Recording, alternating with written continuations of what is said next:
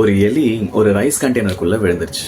ஆரம்பத்தில் அதுக்கு ரொம்ப சந்தோஷம். இந்த மாதிரி எங்கே பார்த்தாலும் சாப்பாடு தான், இனிமேல் எங்கேயும் அலைய தேவையில்லை, எந்த வேலையும் செய்ய தேவையில்லை அப்படின்னு. அது ஜஸ்ட் சாப்பிடும், அதே இடத்துல தூங்கும் அண்ட் டெய்லி இதே ரொட்டீனை மெயின்டைன் பண்ணிட்டு இருக்கும். அந்த கண்டெய்னரோட டாப்பு ஓப்பனாக தான் இருந்திருக்கு. அந்த எலி எப்போ நினச்சாலும் அதுலேருந்து எஸ்கேப் ஆகிருக்கலாம். பட் அது என்றைக்குமே அது ட்ரை பண்ணதில்லை. அண்ட் ஏன் ட்ரை பண்ணணும்? எல்லாமே ரொம்ப ஸ்மூத்தாக கம்ஃபர்ட்டாக ஆல்ரெடி போயிட்டு தானே இருக்குது. அதுக்கப்புறம் நாள் போக போக ஸ்லோவாக உள்ள அந்த ரைஸ் எல்லாம் காலியாக ஆரம்பிச்சிருக்கு. அந்த ரைஸோட லெவல் குறைய அந்த எலியும் இன்னும் உள்ளே போக ஆரம்பிச்சது. இப்போ அந்த எலி எஸ்கேப் ஆகணும்னா அதுக்கு ஒரு பெரிய ஜம்ப் தேவைப்பட்டிருக்கு.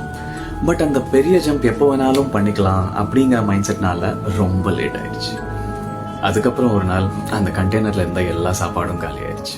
அண்ட் அது கூட சேர்த்து அந்த எலிக்கும் 2 வந்துச்சு. இப்போ நீங்கள் பார்த்தீங்கன்னா அந்த கண்டெய்னர் அந்த எலியை பிடிச்சி வைக்கல, பட் அதோட கம்ஃபர்ட் ஜோன் தான் அதை அங்கே ட்ராப் பண்ணி வச்சிருந்துச்சு. சைக்கலாஜியில் இதை கம்ஃபர்ட் ஜோன் ட்ராப்னு சொல்லுவாங்க. சேஃப்டி ஃபீல் பண்ணதுனால நம்மளுக்கு பிடிக்காத இடத்துல நம்ம மாட்டிக்கிறது. லைக் க்ரோத்தே இல்லாத ஒரு ஜாபில் ஆர் பர்பஸே இல்லாத ஒரு லைஃப்பில் கூட இருக்கலாம். அண்ட் இது ஏன்னா சேஞ்ச் கூட கம்பேர் பண்ணும்போது கம்ஃபர்ட் ரொம்ப ஈஸியாக ஃபீல் ஆகும். பட் ஆக்சுவல் உண்மையை பார்த்தீங்கன்னா அந்த கம்ஃபர்ட் தான் போக போக நம்மளுக்கு ஒரு ட்ராப்பாகவே மாறிட்டு இருக்கும். அண்ட் அந்த கம்ஃபர்ட் ஜோன்லேருந்து வெளில வரதுக்கு நம்ம எவ்வளோ டிலே பண்ணுறோமோ அவ்வளோ அதுலேருந்து வெளில வர நம்மளுக்கு கஷ்டமாயிட்டே தான் போகும்.